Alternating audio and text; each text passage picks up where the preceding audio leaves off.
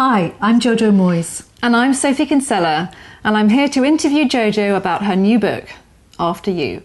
So Jojo, the really exciting news is that you've been writing a new book, a sequel to Me Before You. I have. It's called After You, and it picks up the life of Lou after the end of the last book. And I don't want to say too much about what happens because there's quite a big surprise. Happens about a quarter of the way in. I cannot wait. But let's just say that Lou hasn't entirely lost sight of Will's life. Oh, it sounds so intriguing. And as someone who loved Me Before You, I can't wait to catch up with the whole story, the whole atmosphere of that book. I mean, how did it feel for you diving back in? Well, I've never written a sequel, and I never had the faintest inclination. I've tended to leave my characters, you know, where I've parked them, and I've always worked on the basis that when I've got a couple together, they'd probably mess it up if I went back to them afterwards. Exactly, we don't want to know. Let's just leave them where they were. But a couple of things happened with this. One is that there was such a phenomenal response to Me Before You that every day I've been getting tweets and emails and messages on Facebook asking what happened to Lou. I can imagine, yeah. And then also working on the screenplay for the Me Before You film meant that these characters were still in my head. And I was wary, because you're very conscious, as you will know, that if you write a sequel, it's got to be a story that's at least as good as the original. But eventually I had one of those epiphanic 5:30 wake up in the middle of the night, kind of sit bolt upright and go, oh, that's what happened to her. That's what happened. And then I had to write it. How wonderful. Has it been quite emotional going back into that story? It's been so much fun. Has mostly, it? Oh, because brilliant. I loved Lou's family. I loved writing them so much. They're so funny. And as somebody who didn't do humour up until that book, the thing that I've loved about writing them is the humour kind of makes itself. I don't know if you find this with certain characters, that absolutely. they're just naturally funny they're themselves. They're just waiting to perform. Yes, and exactly. you just have to give them an outlet. Whereas other characters, you write, you know that they couldn't be funny if you sat there for 6 weeks trying to think up a funny line.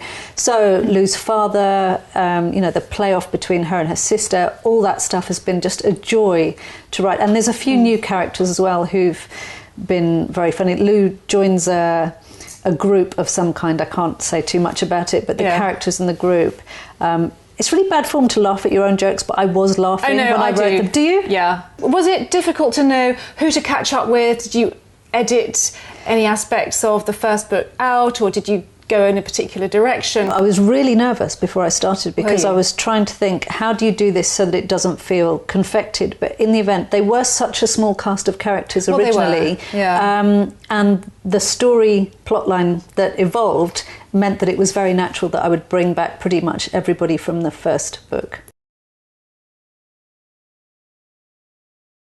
Learning to write a screenplay and having other people's input and watching the way a film comes together has basically been like being on the sharpest of learning curves, but I love it. I absolutely love it. In fact, I've gone on to adapt another one of my books since, and I'm now working on a third. Any screenplay cannot have all the content that a novel has, so did you find that a challenge? That's the hardest thing, is what you strip out and maintain the integrity of the book. So yes, I think the killing your darlings thing is exceptionally tough, but most of the killing seems to go on quite early on in the process.